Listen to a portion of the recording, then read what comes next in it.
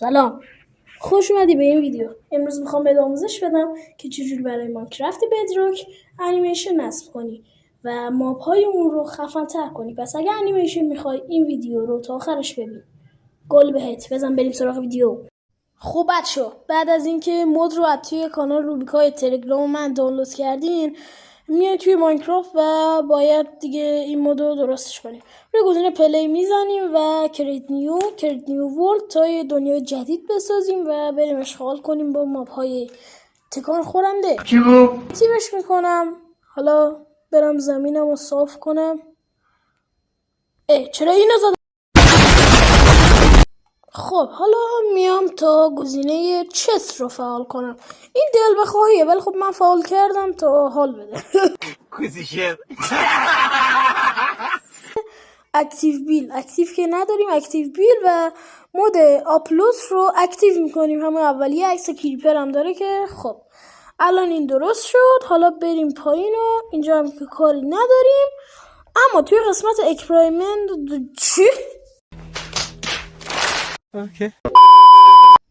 خب میایم اینجا و همه این 5 تا گزینه رو فعال میکنیم. فقط 5 تا گزینه ادان و از این بالا به بیشتر رو دیگه فعال نمیکنیم، همون 5 تای پایین. خب دیگه ما کاری نداریم و میتونیم دنیامون رو بسازیم و بپریم بریم توش. برو توش. بهترین جا برای آوردن. خب داداش تو اینجا چی میگی؟ همونطور که میبینی گوسفند عزیزمون اینجا چشماش باز و بسته میشه، نفس کشیدنش خیلی و وقتی میزنیمش اینجوری فرار میکنه. حالا بریم تا ماب ها رو براتون بیاریم و تستش کنیم. از مرغ کنیم. مرغ باید چقدر نوز رو باشت اومده.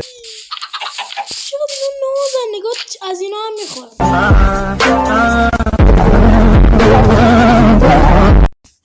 تا الان فکر کنم 2-3 توی مرغا تغییر یافته و خدای مرغش خیلی باحال بود، دوست داشت. بریم برای هاپوی گوشش سکون میخوره و بزنیشم چشمش هست. فرار نکن. خوک هم دوست دارم، جز به مابهاییه که تغییر میکنه. وقتی بزنی چشاش جوری میشه. بریم برای ببایی. ببایی ها کلا باحال شدن. گاوا چشاشو تغییر کرده و دیدنشون هم بهتر شده. زندگی ترکید. بریم نراغ نه اشتباه برداشتم. یه سن کل دنیا با فنا رفت. خب ابتدا ما یه ویلیجر میذاریم که اصلا اصل کاری ما همون ویلیجره. هم راه رفتنش فرق کرده، هم وقتی بزنیش چشاش اونجوری میشه، دماغش تغییر میکنه. باید یکی بزنیم این بهتره به نظرم. این عزیزمون تو تامنیل بود که وقتی زدیم دماغش کج شد.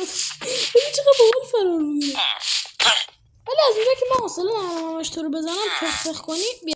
خب بچه صدای اینجای ویدیو رو قطع کردم چون زامبیه خیلی خش میگه، خیلی رو مخ بود. و بچه خلاصه هم زامبیاش اینجوری خفن میشن هم ویلیجراس. بابا اینجا خیلی صداش رو مخ بود، ببخشید اگه صداش نیست، ولی خیلی رو مختر از این بود که بشنوین. اسکلتونش هم همینطور صدا دمیجش رو مخ بود، ولی بچه ها خیلی اسکلتون هم دمیج خوردنشون هم باحال شده و خیلی خفن شدن. تو دهنش خالیه، تو چشاش هم اینجوری خالیه. انقدر دوست دارم. و بازم اسکلتون میخوایم سخاری کنیم. نمیدونم فازم چیه، دارم این صدای رو مخو میشنوم ولی هنوزم اسکلتون میذارم.